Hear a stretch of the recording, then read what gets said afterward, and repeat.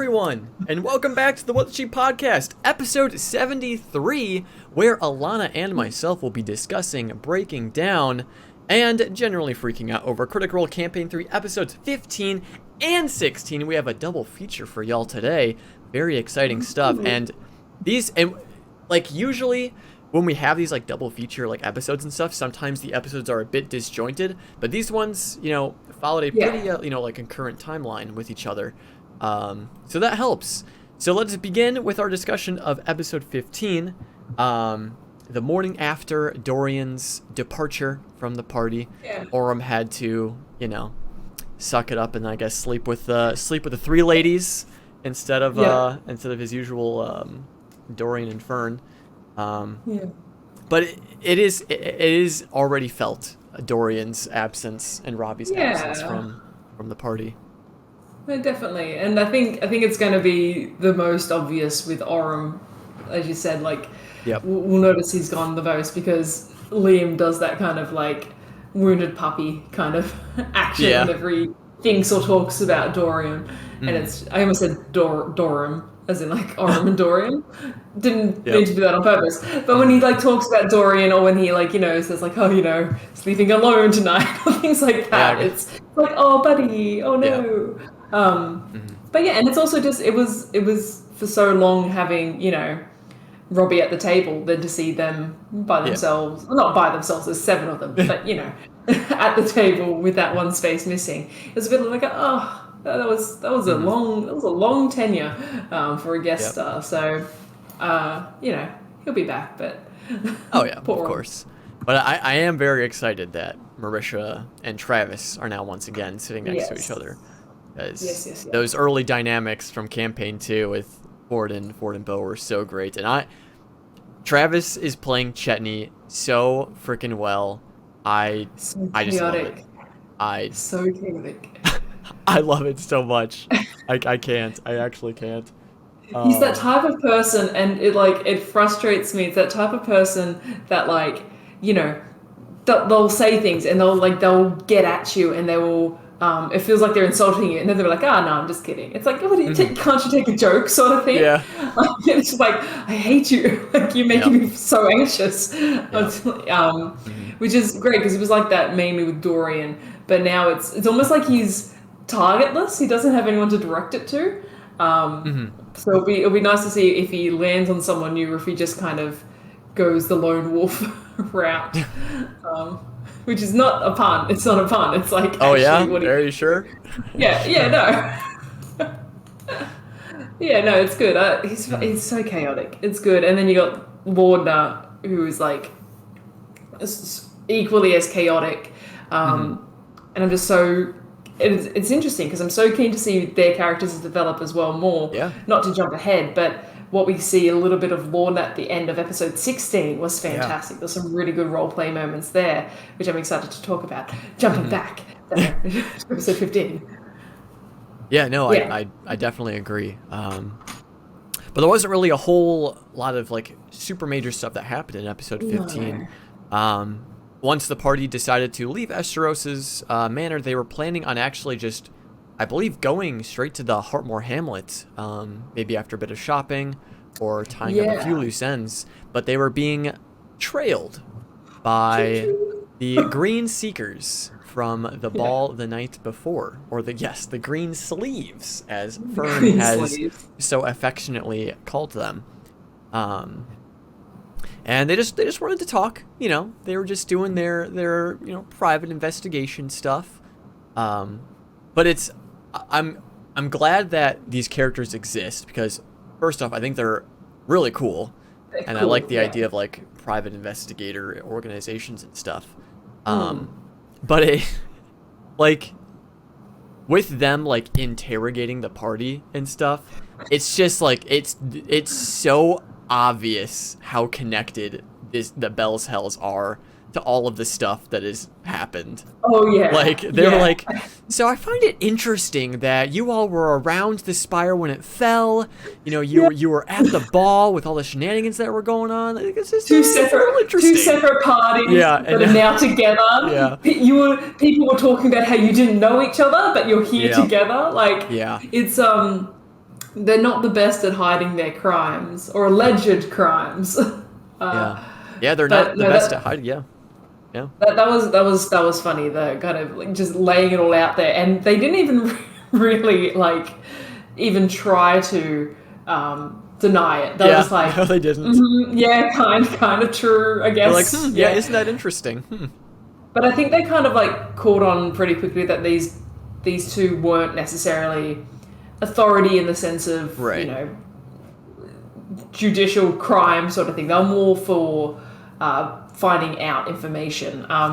So I think once they realized that, you know, we're not necessarily under investigation, they just kind of want to know what we know. It gave them the upper hand to then completely flip the investigation around to be like, all right, well now we want to kind of put you on the back foot. And they were asking them questions, and they were like trying to get information out of them. And you quickly realize, oh, one, this is not a massive organization. It is literally just these two individuals. And two, they seem capable, and they seem, you know, like, I think we worked out that, is it Ollie? She's seemingly some kind of ranger or something like that. So they've got skills and they've got abilities, but maybe that, like, when it comes to the one-on-one, that they struggled a little bit, I think, in keeping their composure and keeping their mystique about them a little bit, which I thought was funny. They were just some guys, just some dudes, just some friends. That do have reputation and do have the skills capable of, you know, keeping that reputation. And you know, while they seem pretty capable, we know that, you know, Gus is capable of magic, and it seems like to some extent Ollie is too. They are still not the best detective agency, so there's definitely still. Oh god. No. But seriously though, right? But seriously. Like the green cloaks, they're only a duo. Like, there's got to be some kind of an Easter egg there with not to jump ahead, Jester and but Beth. they have like a device, like a Pokeball that is able to capture something in amber light, and like it's.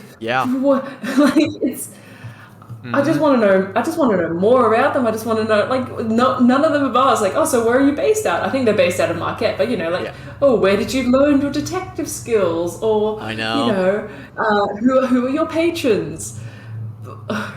Man, come on. That's like the theory I'm going to ride, because I like it. It's a pretty inconsequential theory. It's just fun. It's nice, and it's true. Okay.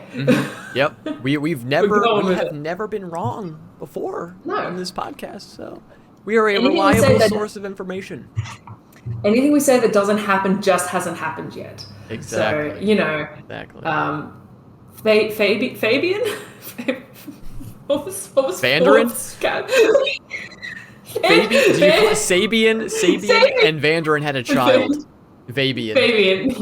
Fabio.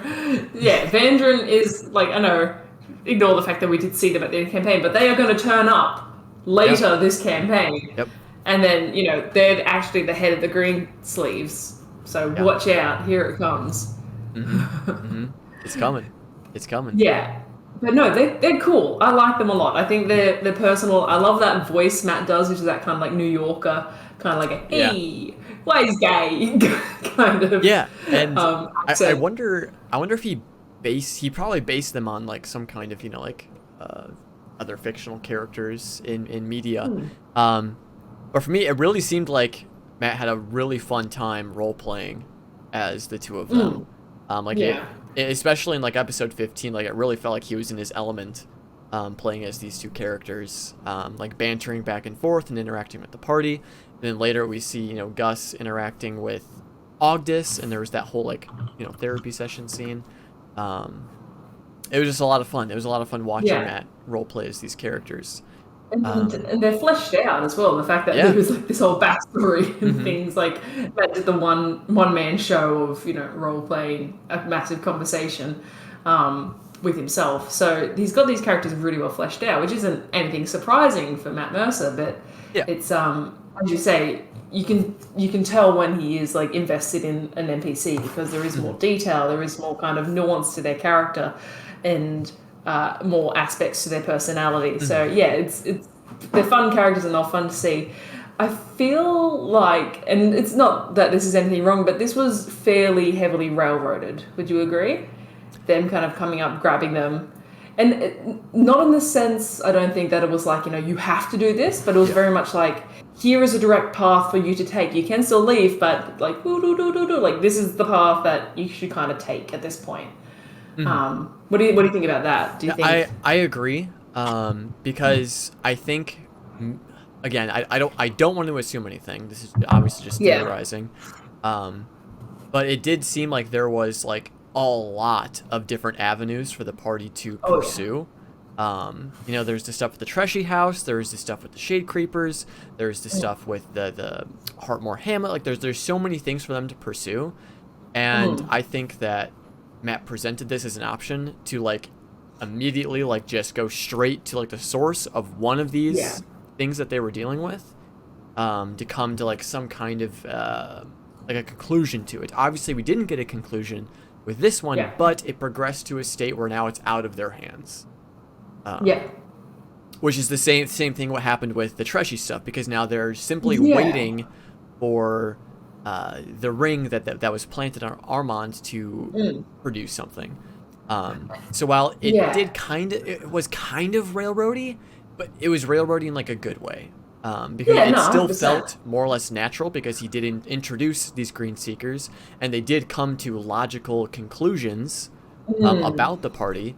And then again, the party then offered to help them in their investigations, which then led them to the mines, all that stuff. Yeah, I've got no problem with railroading. Like when I'm a player, I love to be railroaded because it's like, and sometimes you have to, for the sake of the narrative. Yeah, 100%. And as Adam's saying in chat, it's like, it's given them, as you say, like it's now been dealt with. It's been passed off to high body. Skipping ahead to 16, who cares? I'm not saying not to skip ahead. I'm just saying who fucking cares at this point. Let's skip ahead.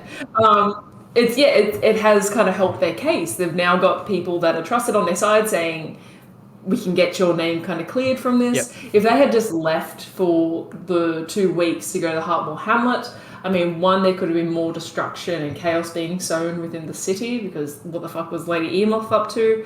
And 2, it would have just kind of, their names and the suspicions surrounding them would have kind of grown. You have Treshi was super suspicious of them. The general was super suspicious of them. You've got, there's so many NPCs. That administrator guy that works for Treshi, him. I know. Yeah, the Volley. Volley. Like they had some really bad eyes on them. So it's a really good point. It's sort of like it led them to a really cool mini arc, little storyline, cool combat, a lot of answers to things that have been plaguing them since the start of the campaign. And now a nice kind of little out, so they can take a breath. They can leave this for a little bit of time and come back to it, which is great fun. It's good. I like it. And while it is like a nice breath of fresh air, it also does open up a lot of more interesting theories, because later we discover that the Green Seekers are working for House. What's her I have it face? written down. Shishandri. Yeah, was that Alana? Shishandri? Or Mistress Shishandri. Is that the Olana lady that they... I need to get up that NPC sheet that I sent you. Yes, I believe she was at the ball. Yes. And she was like inquiring about potentially hiring the Paragon's call for something, or she was wondering about their services, I believe.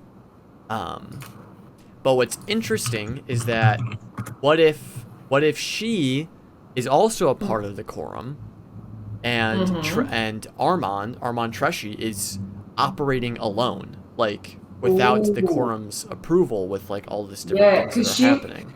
She was one at the party that was circling after the fight, talking to like Gavris and talking to Armand and that. Yeah, so they kind of clocked that she was probably on the quorum. So I like that. I like that idea that she's like, I mean, clearly kind of clear. It doesn't clear her name, but it gives her a bit of a boon in the fact that she's working with the Green Seekers, and they seem to work with people who are more or less decent, not evil, I guess. So yeah, that's a really nice kind of pull that she's probably on the up and up a bit. Yeah, which means either Treshi is working alone, like against the Quorum's like better judgment, or Shishandri is just one of the, you know, justice, you know, light-seeking members of the Quorum, amongst all of the other corrupted members, and she's trying to like find the source of all of this corruption that is happening within their circle. And so she hired the Green Seekers to pursue Treshi, who seemed to be behind most of the stuff that was going on. So it's just very interesting, like this new layer that was added into this. That maybe it's kind of like subverting expectations in a way, because it's like, oh, so there are redeemable people on the Quorum that aren't all about, you know, corrupting and for the betterment of themselves rather than the betterment of the general people of Drusar. So it's very interesting seeing this played out, which means that we'll probably get more of it in the future once the party returns after the excursion to the hamlet later on. And it's so sus. Everything Treshi now is just kind of like tainted with distrust and suspicion, because it's all the dodgy things have been pointing at them. Obviously, we know that Armand is someone not to mess with. They were there with Imogen, and we know Imogen works for the Treshis, and clearly something's happened to her. Like, I'm wondering if she was like parts of the experiments, or, you know, she was offered up to the Shade Mother by Armand or by the Nightmare King or by whoever was behind this to, like, you know. And then we got to figure out, like, Duggar, how is Duggar involved in all of it as well? Like, we know that Duggar was with the Hubbard Corsairs.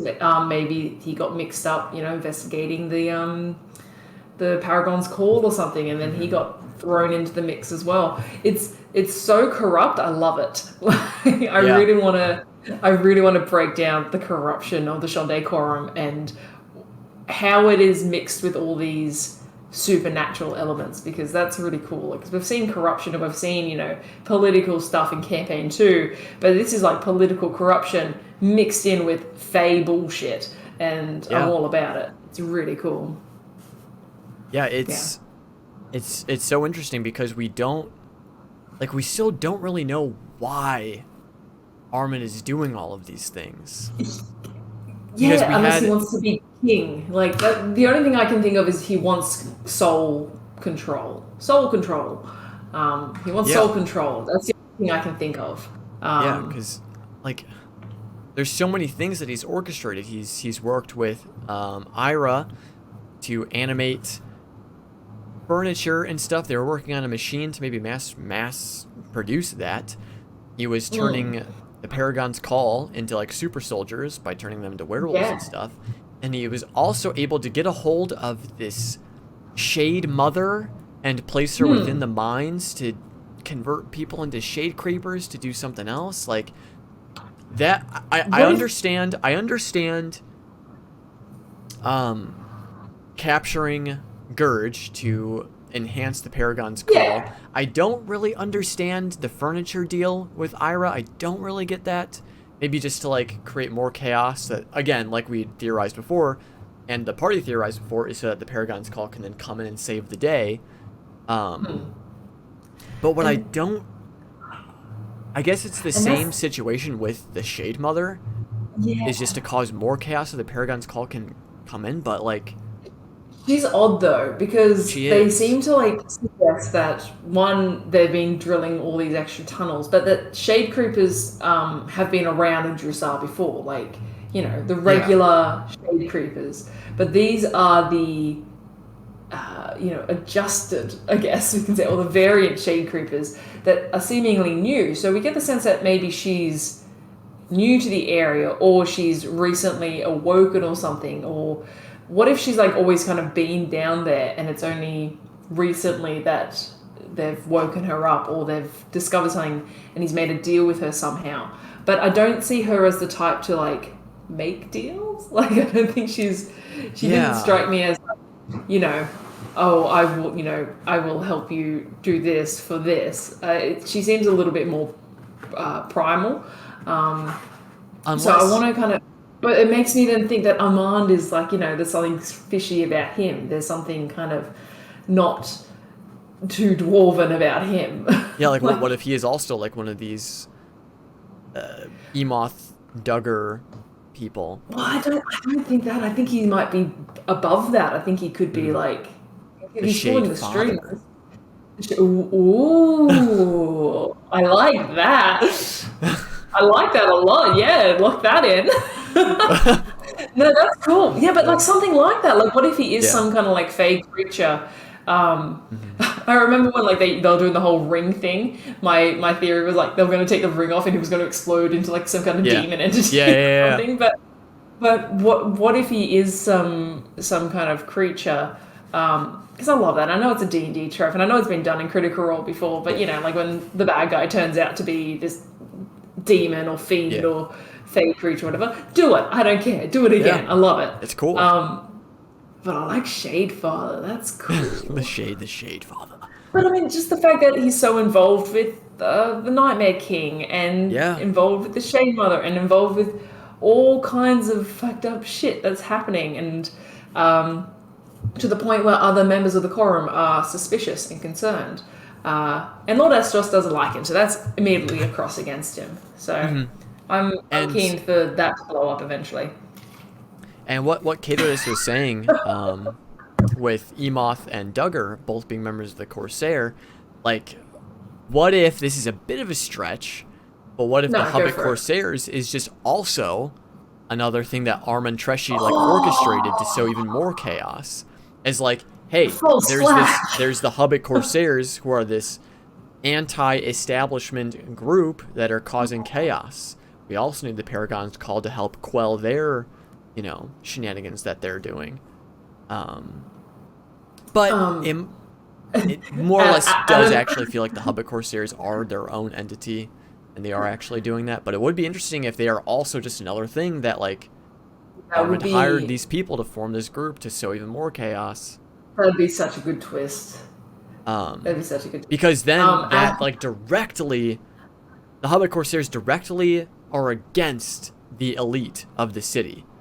So that is a way to get the elite on Armand's side with hiring the Paragon's Call to go against the Hobbit Corsairs. It's like a state-sanctioned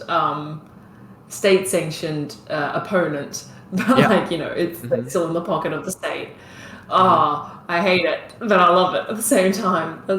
That'd be really cool. I'm just seeing Adam in chat saying Armand could just be a guy with money influence. That's not fun though, Adam. Where's the fun in that? Yeah. Have you seen our show before? Come on. We are all about the most tinfoiled hat theories here. Because I have a question for you, Adam. Who might be interested in sowing all this chaos? Who loves chaos and destruction and all kinds of, just fuckery happening? We don't even know. Armand could be being tricked into doing all these things by some higher entity, who shall remain nameless. Yep. Because the viewer count will drop by 20 if we mention him again. The eyes will roll and they will click out of the tab. Yeah. Yep. The Traveler, exactly. Oh yes, that's the Traveler. Yep. Saved. Yeah. That's our out. Yeah. No, okay, but we're going to be jumping ahead a little bit because now we're kind of like in a weird area where we're kind of like in between episodes 15 and 16. Yeah. But no, we can hold on to the stone stuff until later. Because there is a lot of stuff I want to talk about with like the stone and all that stuff. But we can transition into more direct episode 16 talk, because eventually the party does join forces with the Green Seekers, and they do go to the mines where that hilarious scene between Matt and himself happens, with FCG like facilitating a therapy session with Gus and Ogdus. That was a lot of fun to watch. Which is important, I think, because that's going to come back in my theory about FCG later. But yes, that was funny. But I think there's something more concerning going on there. Yes, I do agree.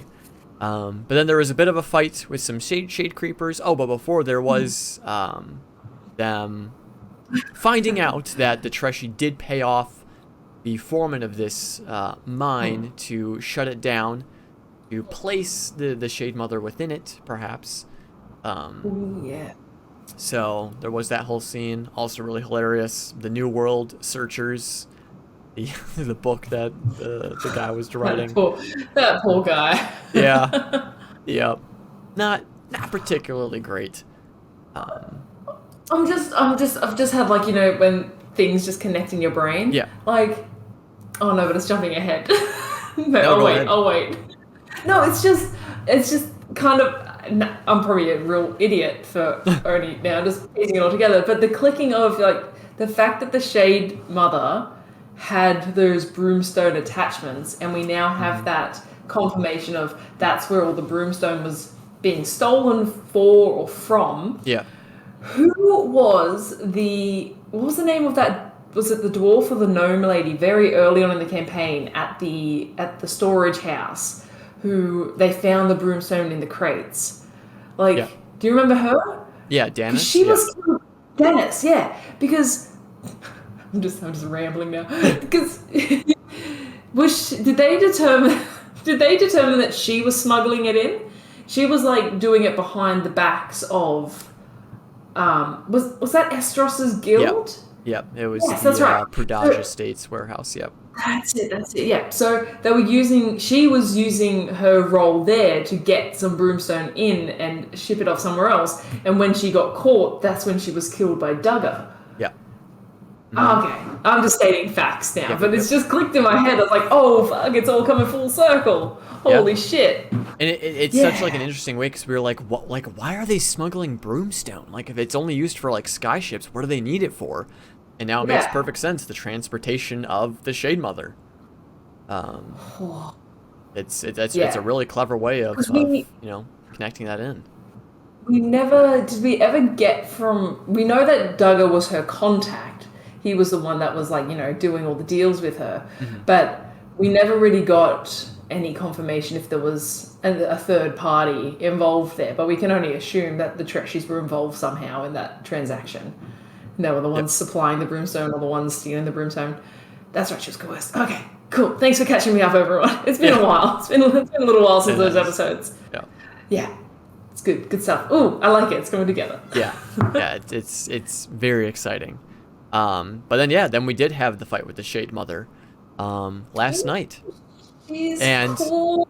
That was a very cool fight. I don't know if anyone here has seen Star Wars: The Clone Wars animated series, but I was thinking of the Geonosian, like hive mind mother, from one of the episodes. Ooh. That was the vibes I was getting from this entity that they ended up fighting.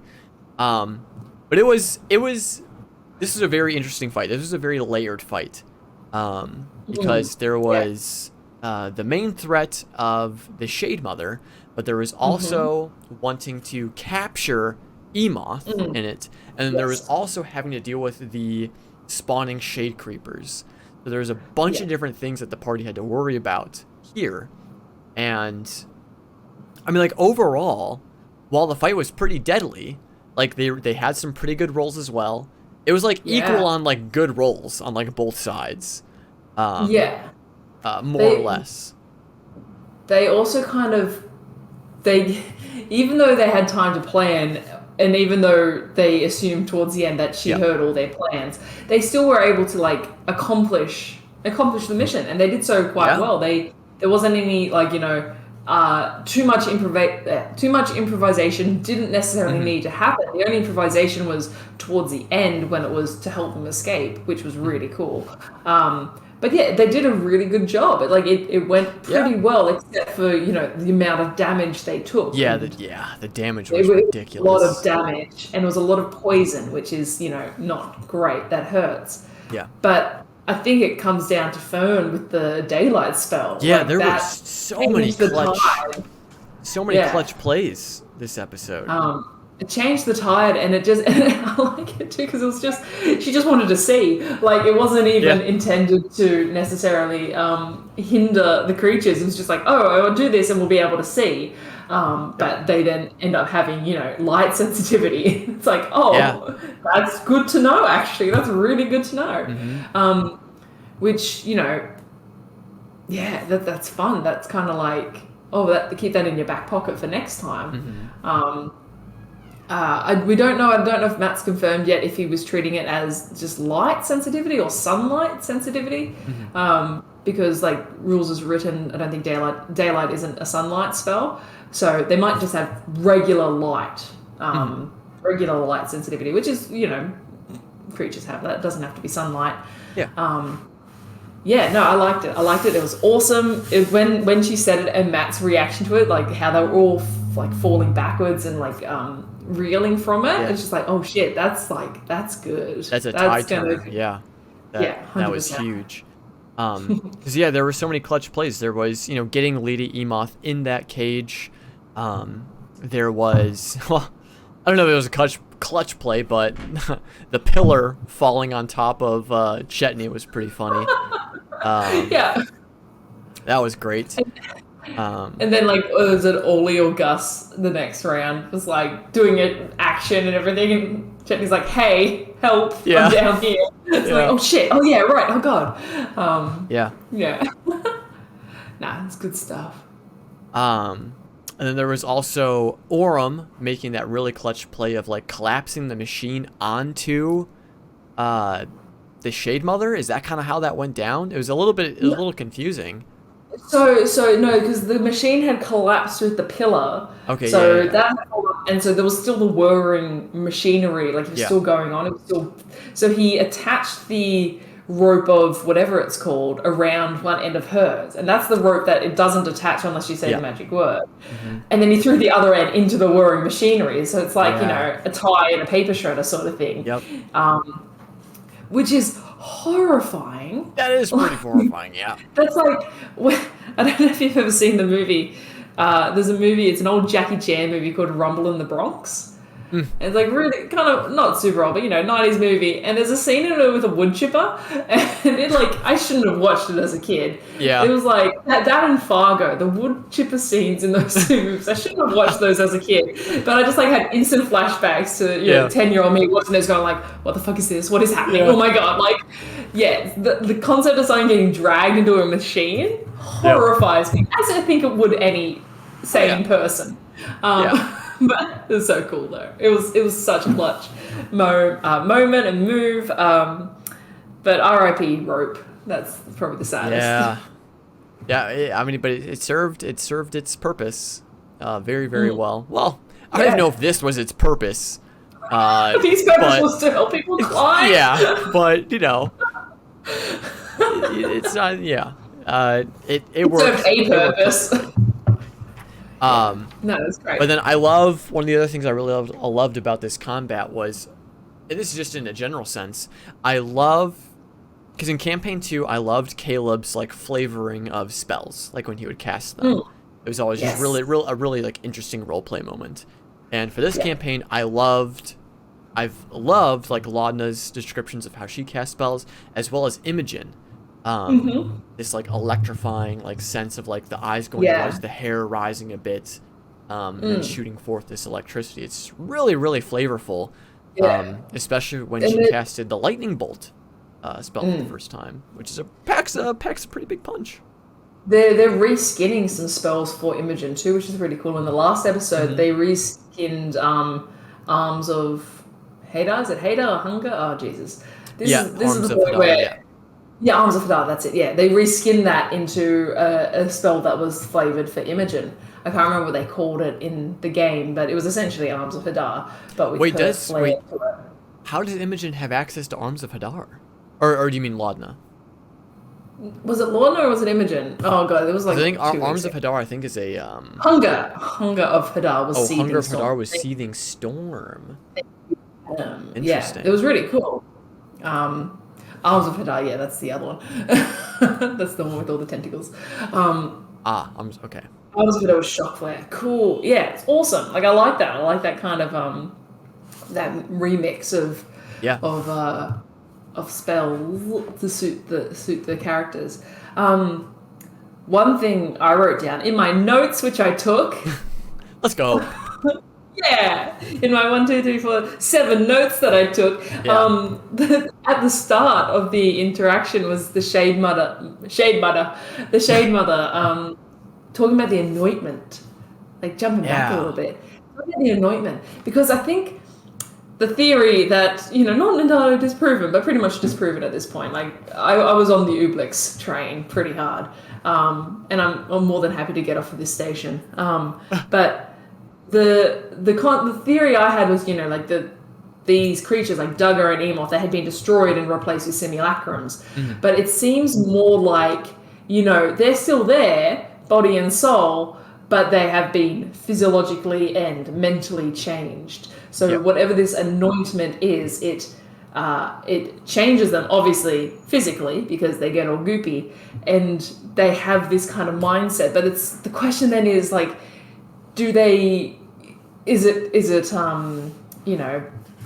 do they consent to it? Is it like a consensual anointment? Yeah.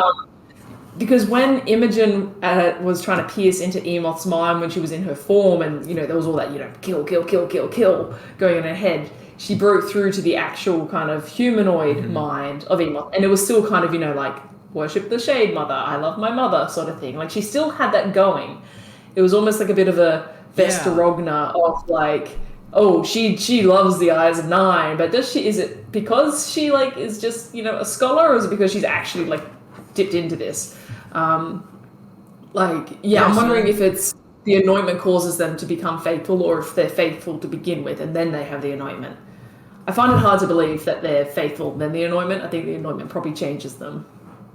yes. Then I'm. It brings up a bunch of different questions. Hmm. Um, is Armand the mastermind of all this, or is the Shade Mother? Like, is he like working like for the Shade Mother? Yeah. Oh, Or yeah, because he could be influenced. mhm, Like, he could have had the anointment. Yeah. yeah.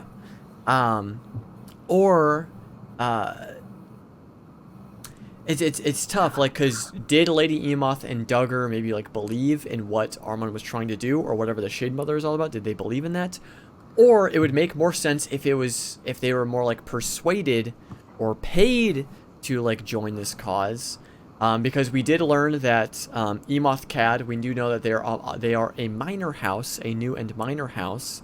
Hmm. Perhaps Armand um, bargained or like persuaded Emoth to join his side by saying like, hey, if you join my side and do this anointment thing, I can guarantee status and renown for your house moving Yeah. forward. And for Duggar, maybe he was like down on his luck. He had debts to pay off. There was all these things that were happening. He's like, Armand approached Yeah. him and was like, hey, I can help you out if you join this cause and go through this whole process. So that's Yeah. one thing. Or maybe there is like an actual like righteous path that the Shade Mother is on, or that Armand is on, that Emoth and Duggar believed in, perhaps. Which is why Emoth was even like going past that primal nature that Imogen was able to push past. There was still that devotion Hmm. to the Shade Mother. So maybe there is something that they are working towards that could be argued is good, maybe. Um, I think I like excuse me. I like that idea. I like the idea that it is the Shade Mother is kind of the one with the power and the relationship. But then it kind of feels like it was a bit of a maybe not lackluster by any word. That's not the word I'm trying to use to describe it, but it's the word I'm going to use. Introduction, if she is this kind of arc villain, because she was just kind of hanging out in the fight, and then mhm. they kind of just left her there. Yeah, yeah, Like yeah. Like yeah, they I didn't feel like finish the fight. She's still yeah, there. they didn't finish her off.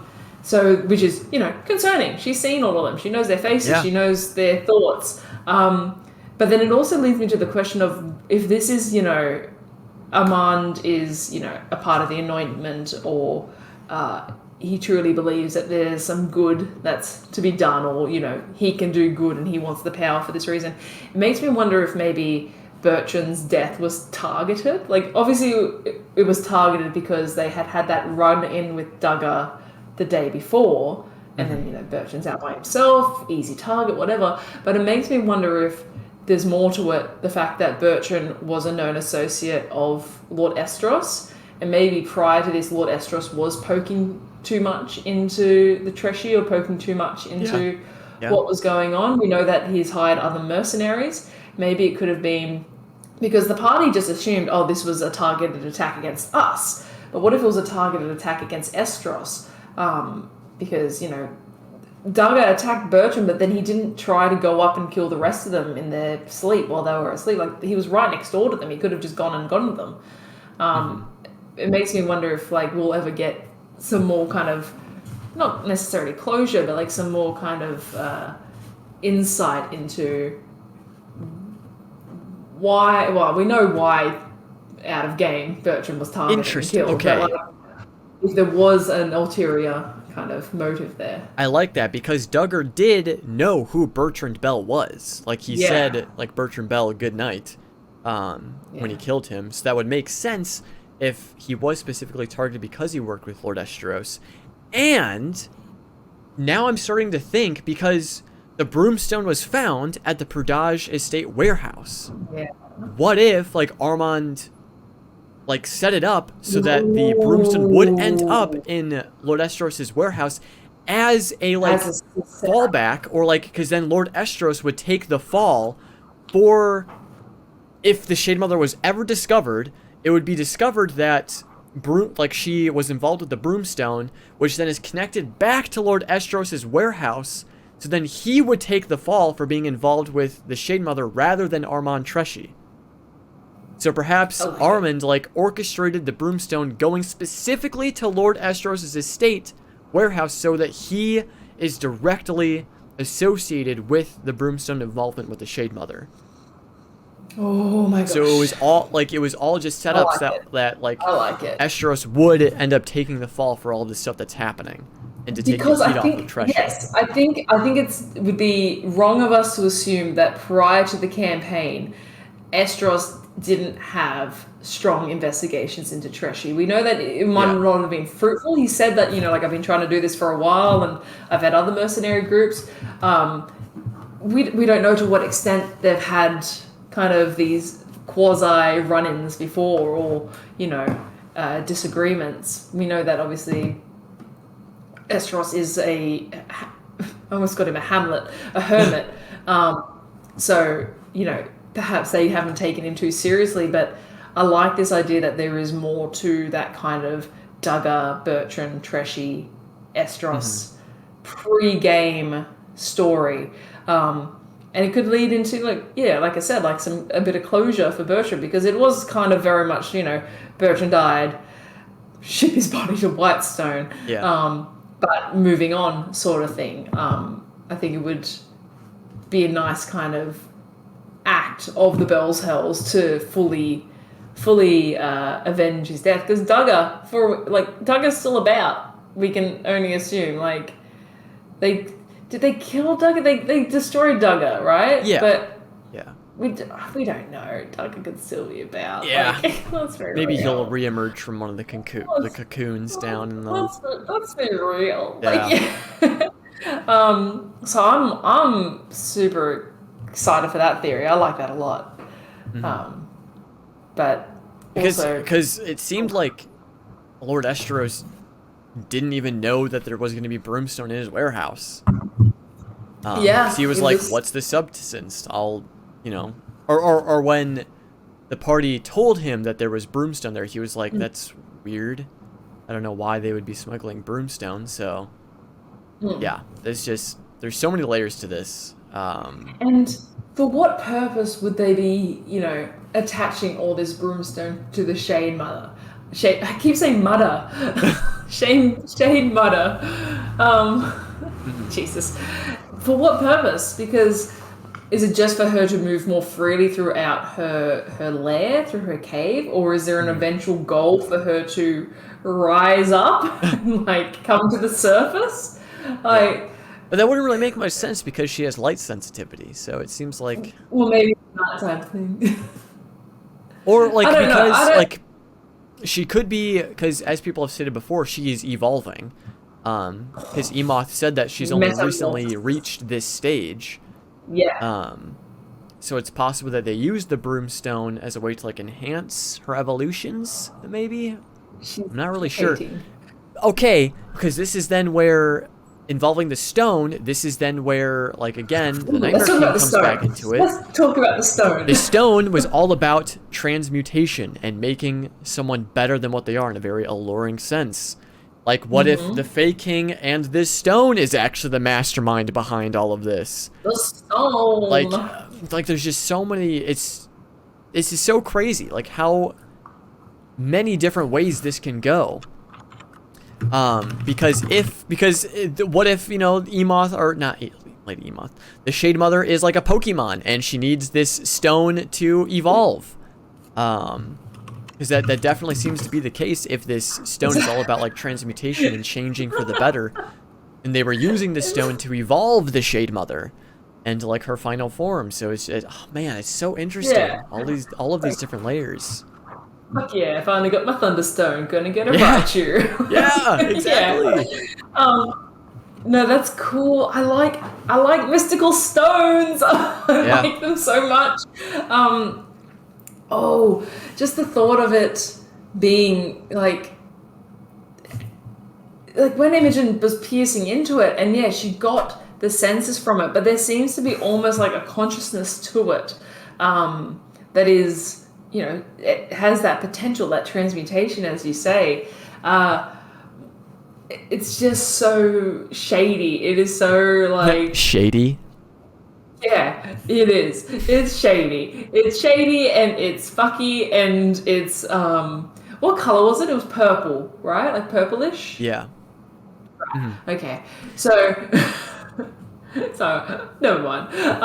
But that's concerning. Like, the fact that it's just wanting in an alluring way to, like, beckon it.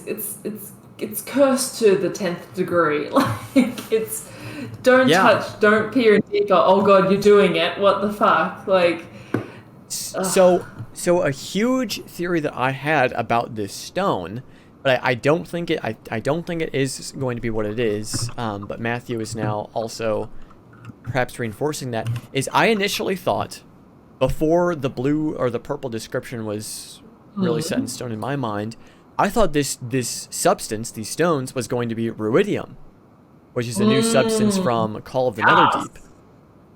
Yeah, because it does have that very, like, corrupted sense where it, like, enhances your abilities, but also like if you're exposed to it too often, it changes you and could lead to your death. That's a better word than cursed, corruption. Yeah.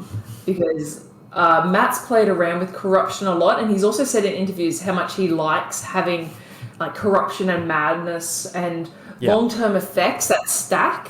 I mean, think of, like, the Eyes of Nine, think about, you know, poison, think about On the Isle of O. He does like those things, and corruption is something that hasn't fully been done in Critical Role yet, but it's a really cool kind of play set. And if you add in, like, the ruidium kind of corruption, or, you know, whatever this could be kind of corruption, I like the idea that it is, you know, something that, like, I don't know, we're going to get an Imogen dream at the start of the next episode, or if it's going to be you wake up and you feel fine, but there is something slowly changing in her. Oh God. I like it. I know I always just end my comments with I like it, but I do. I like it a lot. Yeah, it is very interesting. But now we have to... Cause I don't think the stone is ruidium, because ruidium is more described as, like, a reddish material matching that of ruidus. But we do know that this purple stone is more directly connected to the Nightmare King, because that was the memories and the emotions and the thoughts that was being evoked when Imogen connected with it on, like, a more deeper level. Yes. So then we have to wonder, like, is the Nightmare King actually behind a lot of this stuff? If he was able to procure these stones, or the Shade Mother, like, what is going on? He kind of, like, pieced out, didn't he? Like, he was just like, all right, I'm done here. Yeah. Like, I'm gone. But I like the idea that, oh gosh, I don't know. I'm seeing people in chat saying, you know, the Shade Mother's a hag. What if she's like a hag that has been completely... Excuse me, I'm really burpy today. She's a hag that has been, like, as you say, transmutated into this new form. That's terrifying. We didn't see her use any magic. Which I think she was very physical. She was very kind of like poison and that sort of aspect. Which made me think more of like, you know, kind of like a spider or like a wasp or something. But it's just we don't know. This could be the anointment. Imogen could be going through the anointment. Like, oh shit, yeah. Like we don't like, and I want to know too. Why this sounds accusatory, but why Imogen did do this? Like, there didn't seem, unless there's something behind the scenes that we didn't see. Like maybe it could have been Matt sent her a message saying like, "Hey, you're feeling this tug, like you've been hooked by this now," or something like that. Or if it is just her natural curiosity for power, or understanding power. It could have been that, but it did feel a lot like a kind of like, you know, a little bit out of the blue of just like, okay, well, everyone's asleep, I'm just going to look at this thing now. It felt like a dangerous idea, a dangerous thing to do without, you know, someone watching you, without a spotter. So I'm interested. And Laura's chaotic, fair enough. But I kind of want to know the motives. I guess the motives is she just wants to know more about it, but I kind of want to know the reasoning for why she did it while no one else was there with her. Because they did, I think the plan was to identify it in the morning. But I like the idea that maybe it was just too alluring. It was too kind of curious to leave it alone. Very kind of Caleb with the Luxon vibes. Exactly. Yeah, just that natural curiosity of just wanting to know more. And this is why you always put a shiny rock in your D&D campaign. Exactly. Because players are going to touch it. Like, you can't help it. It could be spinning and it could be having, you know, like, evil voices coming at it. Someone's going to touch it. Like, Pippin and the Palantir. That was the 100% reference that I was thinking the entire time. Just like, what are you doing? Don't touch it. I just want to look at it. Like, Jesus Christ. That's it. Well, you know what I just want to look at? Some fan art. Hey. Let's take a look at some fan art. Before we wrap up the latter half, the evening after their encounter with the Shade Mother. Starting with Alana's pick. Here we go. Shifting scenes. We have this beautiful Fern fan art by @STV_Armstrong on Twitter. What was your reasoning for this one? I just really dug this style. It kind of like reminds me of Darkest Dungeon. Yep, that's the immediate vibes that I was getting from it as well. And it was just cool. Like, she looks like, and I know the way Ashley plays Fern and the way a lot of the fan art is, she's very kind of like voluptuous and beautiful and like really kind of over the top beauty. But I kind of really like this just regular looking fawn. With like the kind of furry shoulders and that sort of thing. I just like, she just looks like the druid of the party, and I just liked it. It was kind of dark. It was kind of spooky, and just looked great. It was just and cool. I feel like it struck me. I was like, oh, that's cool. I like it. I'm gonna pick it. And I feel like we do need to remind ourselves that there is some darkness involving Fern. We can't forget EXU. She does have that corrupted hand. She did have that like battle with Dark Fern. So there is still a lot to this wildfire druid than we might expect. So 100%. definitely looking forward to more. But gorgeous fan art. I chose a piece paying homage to our Green Seeker friends. This wonderful art done by @WorkByStarlight on Twitter. This beautiful fan art of our favorite Green Seekers. Not the best detective agency, but the best detective agency of our hearts. Really like this one. Really loved these characters. Awesome. Holy crap. How have I not seen that? That's so cool. So super excited about these guys. So is Ollie Is Ollie a gnome? Is that right? Yes, I believe so.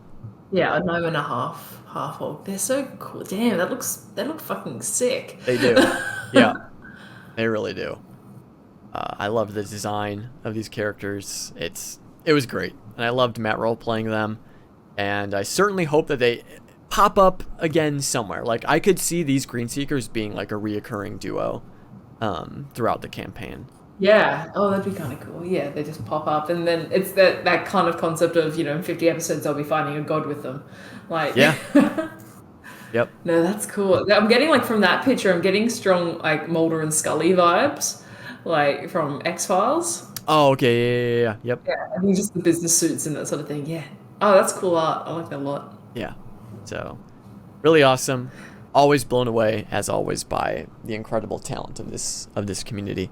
But then, after all of this stress and the chaos of that battle with the Shade Mother, but then passing off Lady Emothcad to the Green Seekers to face judgment, and all that stuff, the party had a pretty fun evening that transpired after. There was a lot of really nice conversations that happened. A lot of hilarious jokes were started. It was a really fun evening. I'm not sure I would describe it as a fun evening. I think it was fun from a viewer perspective. True, yes. I think a lot of the conversations were quite dire. Oh, yeah. And, I mean, the Fern and Chetney stuff, amazing. Wonderful, like... Oh, yeah. Kind of sad in a sense, though, as well, because it does definitely feel like it's not one-sided, but there is definitely, like, a more powerful person in that relationship. Yeah. Like Fern has a lot of the power in that relationship. Yeah, she's the dom for sure.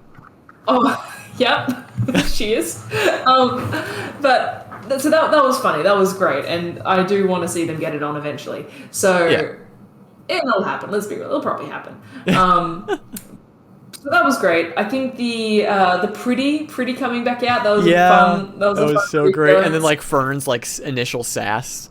Like about like, hi, pretty. Yeah.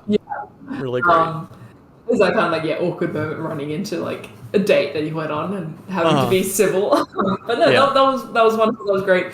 But then we got like some more concerning things. We had what I thought was really nice was the Ashton Laudner talk. Yeah, that was awesome. That was a really good talk. I liked Ashton's kind of opening up a little bit, like they kind of gave a little bit of themselves to Laudner.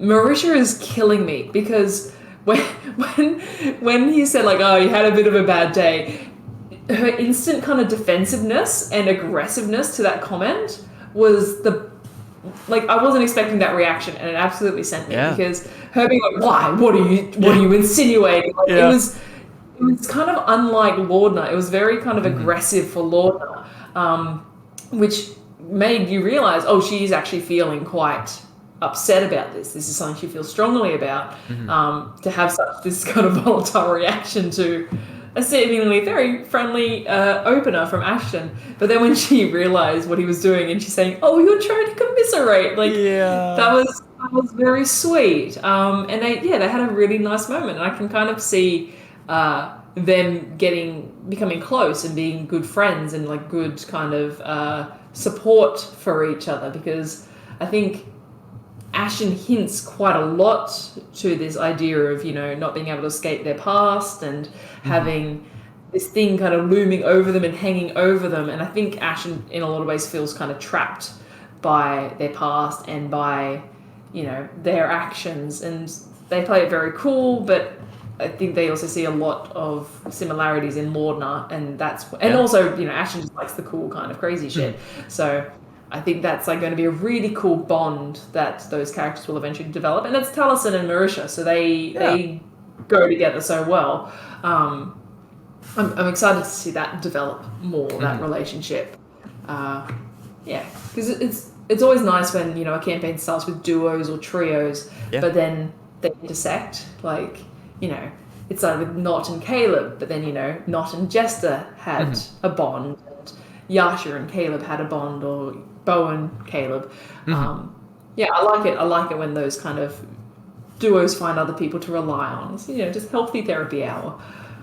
Yeah, I 100% agree with everything you just said.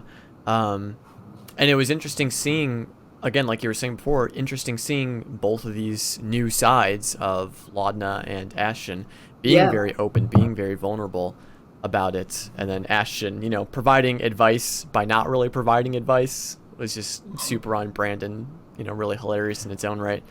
It comes down to too, like the idea of why dice rolling is such a major part of the game, because that roleplay moment came from Mauritius pretty shitty rolls all throughout the night. So if it had been like 1 or 2 bad rolls, we probably wouldn't have got this. But the fact that there were all these terrible rolls, like really bad, really bad rolls, that she then incorporated into her roleplay and into her kind of character, how her character was feeling. Which I like it, because that's D&D, that's the tabletop experience. That's, you roll the dice to determine what happens. The dice determined that Laudna was going to be feeling upset because she had a shitty day. It's cool. It grounds it back into the system a bit, which I like. Yeah. Not grounds it. That's poor choice of words. It links it back into the system. Mm-hmm. But yeah, no, it was a sweet moment. I really liked it. But it is because they're such because they're such great role players, and I noticed Adam had made a comment about this earlier, is because maybe Laudna is now starting to doubt herself or wondering why her powers are starting to wane. Maybe that means like she directly tries to contact Delilah and be like, "Yo, what's going on? Do it. Why are my powers not helping me right now? Like, what's going on?" Which, I mean, yes, I agree. Do it. Give me more Delilah Briarwood, please. God. I want to know more about what's going on there. Is this if she's actually back? Is this the sixth time she's come back? I've lost count. 2. It's been a lot. The third or fourth. Yeah. So. Oh my God. Even if it is, if it even is Delilah, like, it could be Vecna. True. We don't know. Yeah. Who fucking knows? Oh, 4th time. Fuck off, Delilah. It's a lot, but I'm here for it. Yeah, no, 100%. But the conversation between Laudna and Ashton wasn't the only really interesting one that happened. We did have the support group surrounding FCG this episode, FCG. And I loved how Sam was playing like an injured FCG.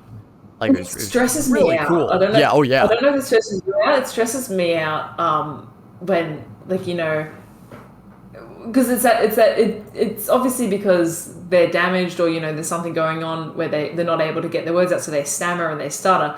But whenever like I am talking to someone, if they're really upset and they've got that kind of stammer, stutter, or that real kind of emergent kind of feeling, because I work with kids a lot, and I work with a lot of special needs kids, so that kind of feeling of can't get it out and stammering and stuttering, it like makes me feel sick.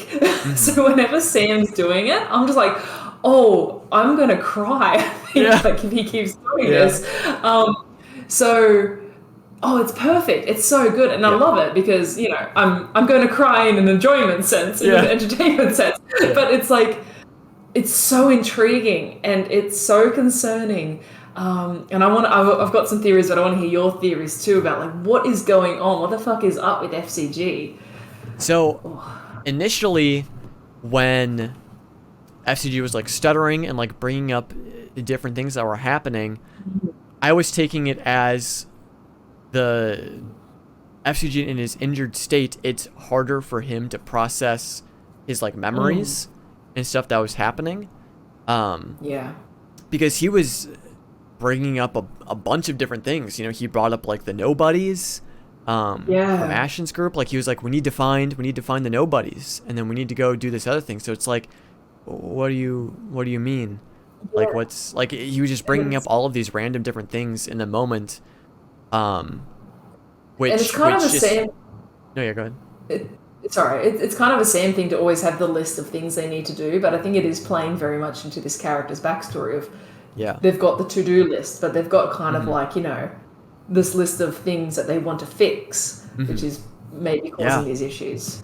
Sorry, I just saw a comment. blazing stars and his Google Calendar got fucked up. Yeah, and then I also loved back when FCG was being possessed by the Shade Mother and how he was like, I need NordVPN. Oh god. Great. So good. It was great. But yeah, I like the idea. My kind of theory is that one, it is the when maybe they are low on hit points, it can affect them. Like they're just not processing as well. But I think it's like this idea. We haven't been given anything about the empathy cleric yet. And the idea that it is an automaton with an empathy drive, essentially. That's what they're programmed to do. Maybe they're taking on too much. Like there is, as you say, too much to process, too many things to worry about, too many things to want to try and fix. And then it's just compounded by the injuries that they had, but compounded by the just this ever-growing list of things to do.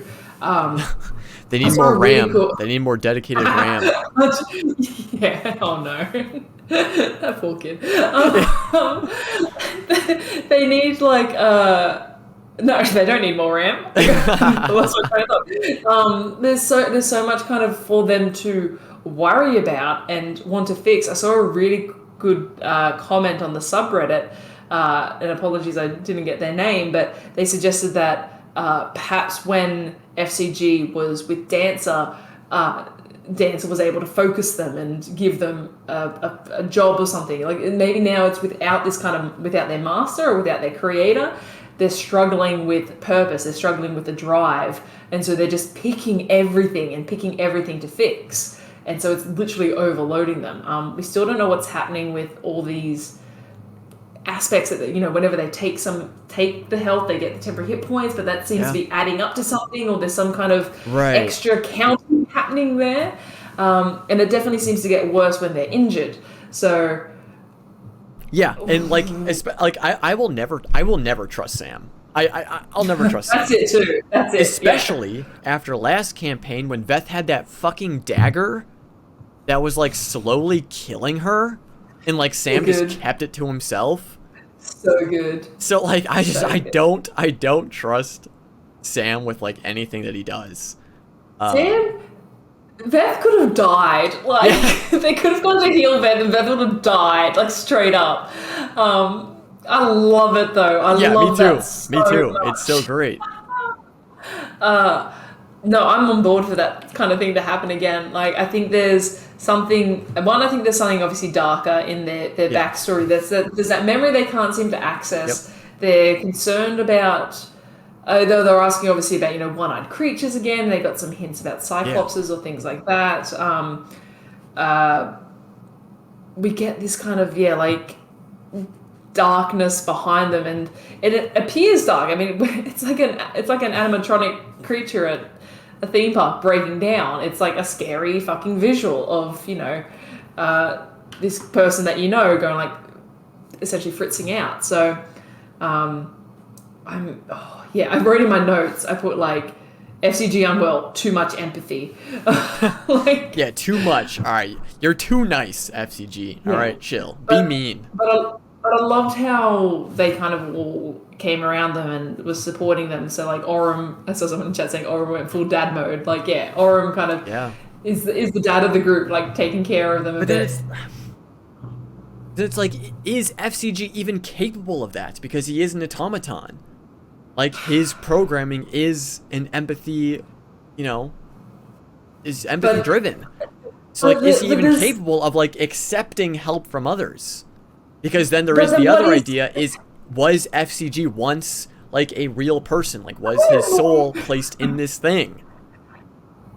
Yeah, or I mean, and then there's also the idea that because if you look at Warforged are living in the sense that they are alive and have souls and shit. So FCG has. We can't say for certain, but does FCG have a soul? Like we've talked about them dreaming, but even when they were, they talked about when they were polymorphed into the turtle and they could breathe, and they saying that they tried to sleep while they were the turtle, which is fucking hilarious. Yeah. But this concept of if you can be turned into a if you can be turned into a living creature, like with biological processes, how does that affect your state of being? This flip side of that, though, is like with polymorph, because polymorph is a fucked up spell. Like it messes with you a lot. If you look at true polymorph, there's another D&D podcast I listened to. At one point, the human fighter got turned into a boot, like an inanimate object. Like, what does that do to your consciousness and like your ability to exist? We're getting deep on the What the Sheep podcast today, guys. This is Polymorph Philosophy 101. Welcome. But yeah, it's I'm so excited by it because there's so many kind of possibilities and so many avenues that they can explore with FCG, like whether or not they're going to completely break down or if they're going to completely go wild or something else is going to happen. We're going to learn about that backstory if they were involved with the massacre. Like, I'm just it's terrifying too because this is uncharted territory. We haven't had like an automaton NP or PC before, because like with I fully trust in Imic's trust, even though I just said I won't trust Sam anymore. But I trust Sam to like roleplay FCG in such a unique and compelling way because there's so many things he can do. Like, for example, when characters have died, when PCs have died, they're resurrected and they are restored. But if an automaton like dies and is resurrected, does their memory get wiped? Do they miss pieces from their memory? Like, what actually happens?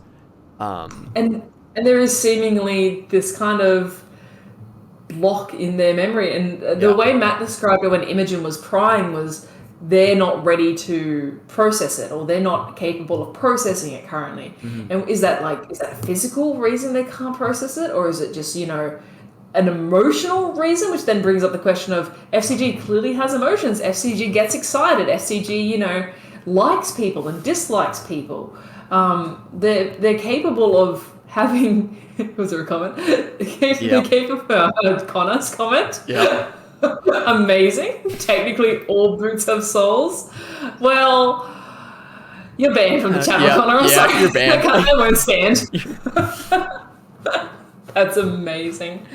Well, this is why we have Polymorph Philosophy 101 for these types of comments. This is amazing. But no, I'm all aboard the FCG is, a real living construct with a soul.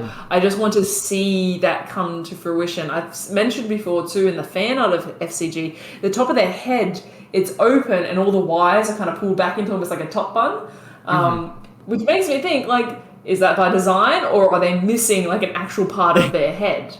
Was FCG a hipster when he had a human body? Is he just trying to?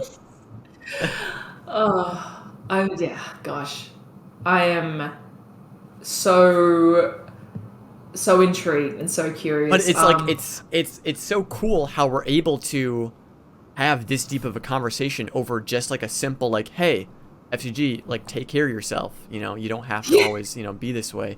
And, like the glitches that he was having, like it just goes to show how much potential FCG actually has as a character. But it's those emotional beats that we love, and it's the angst that we love. Because if you think of like campaign 1 or campaign 2, it's whenever a character is upset or scared, and they have those kind of heart-to-heart moments. We get that with FCG, but it's in the form of him stuttering and breaking down. And I like everyone in chat pointing out how Orym is being a bit of a hypocrite because Orym clearly has some baggage that isn't being discussed. Which we're saving that. That's like a nice after dinner meal. We're saving that Orym baggage, that Liam angst for later. That is that's it needs to develop. It needs to develop. It needs to sit. That's coming. We know that's coming, and we're waiting. That's like if all else fails, we'll get that angst. Yeah, I'm waiting for I feel like Orym is just barely holding it together, and if they ever do encounter like those assassins, I would love to see like Orym go feral and be like, "You killed my husband!" Like, oh my god, who are you working for? Like, what's going on here? Yes, and just, yes, 100% yes. I love the idea of Orym going feral because they're a battle master and his way of controlling the situation, it's so decisive and so kind of well thought out. What if like he ends up taking like a level in barbarian or something? Like he's just like the rage bursts through and like he forgets his battle master training for a moment and just goes feral. Ooh, that'd be cool. That'd be cool. I mean, I love fighter barbarian hybrids. I think like it's so strong. It's very cool. If you go that route. I don't think he has the strength for it, but it's still a cool concept. It would be cool. It would be cool. This episode. I beat you to it, Adam. I said it first. I beat Adam to a D&D fact. Let's go. But there were so many cool things that happened in the later half of this episode. And then again, it all ending with Imogen connecting with that stone. Jesus. Bad touch. There's just so much. Bad news. Yeah, it's not good. It's not good. But I am very excited for what comes next, especially because I'm super excited because next week is the live shows at various Cinemark locations, which I'm going to one. So I'm hoping for some exciting stuff to happen next episode. Because they said there was going to be like events leading up to it, right? There's going to be like things throughout the week, isn't that right? There's going to be or just releases maybe. It's probably maybe just blog posts or things like that. But yeah, it's just a episode. There's nothing extra happening on the 7th anniversary, is there? It's just the episodes being shown in cinemas. Cool. So. I wish we had that here. That sounds cool. I'd love to go to a cinema with a bunch of critters and actually, maybe not. I'm very quiet when I watch the show, but at the same time, it would be a fun experience. Yeah, for sure. I'm definitely looking forward to it. Sounds good. Yeah, it's gonna be fun. Have fun. But is there anything else we wish to touch upon from these past 2 episodes? I certainly hope we see the Green Seekers again at some point. Yes. I'm excited for what the heck is going to happen to Imogen.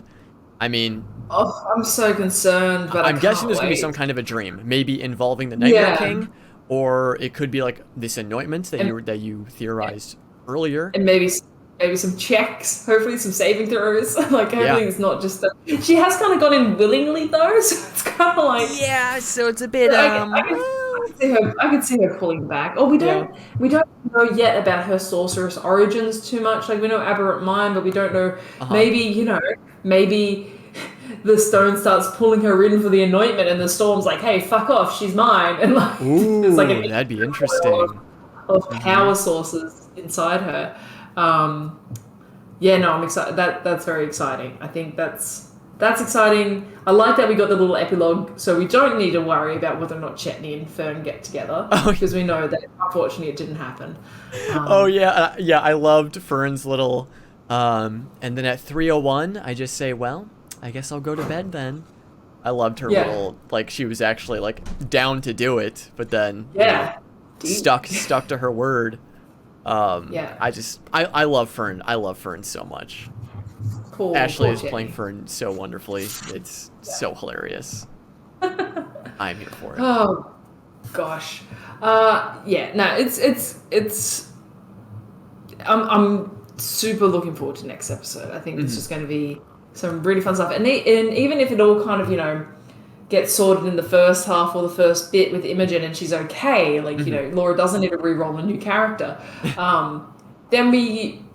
Assumably, we're going to start heading off to the Heart more. Like, we've got travel. That's like the thing I'm most excited for. And it seems to be like at most. I know this is the 7th anniversary going to be live, or is it just going to be? I think it's still pre-recorded. Still? Yeah, okay. I feel like at the very least, at their live shows, and it might now translate to their cinema shows, they often do travel, and they do like travel kind of aspects. And there's always some kind of shenanigans or fucked up thing that happens. So I'm excited for them to, begin traveling and, have all the adventures and shenanigans that happens when you travel in D&D. Yeah. So it should be a good episode, fun episode. Yeah, I am definitely looking forward to it. But I suppose, with all of that being said, we can go ahead and call this one a wrap. As always, thank you all so much for coming out and chatting with us, hanging out, sharing your thoughts and feelings in the chat. Thank you to everyone who's going to be watching this when it's uploaded on YouTube and Spotify, Anchor, or wherever else this podcast may end up finding itself. Thank you all so much for showing your support here. If you're looking to support us further, be sure to check out our Twitter, where we post updates on when we're going live and stuff. A link for that is maybe in the description. No, I don't think it's in the description, but it is in the chat. It will be in the description once this is uploaded, though. But be sure to follow us there for updates on when we go live and all that fun stuff. We appreciate you guys coming out as always. And again, don't forget to love each other. Spread the love to everyone you meet, to everyone you see. Make the year 2022 about spreading love. But most importantly, don't forget to love yourself. That is the most important thing you can do. So make sure you're taking care of yourself. Drink some water, eat some food, get plenty of rest. I'm proud of you. Thank you for being here once again. And so, with that being said, I hope you all have an absolutely wonderful rest of your morning, day, evening, wherever you may be on this glorious earth. And we'll see you all very soon. Bye, everyone. Bye. I would just like to take a second to give a huge shout out to all of my amazing Patreon supporters. Huge shout out to all of my expositors, Leah, Olivia, Sean, Pseudonym, and the DM's Den. Thank you to all of my archivists, Annika, Daniel, Elia, Emerson, Melissa, Noel, and a massive shout out to all of my high curators, Adam, Andrea, Caleb, Dustin, Rin, Sylvia, IMI. Thank you all so much from the bottom of my heart for showing your support on Patreon. It truly does mean the world to me. And I hope you all have a fantastic rest of your day.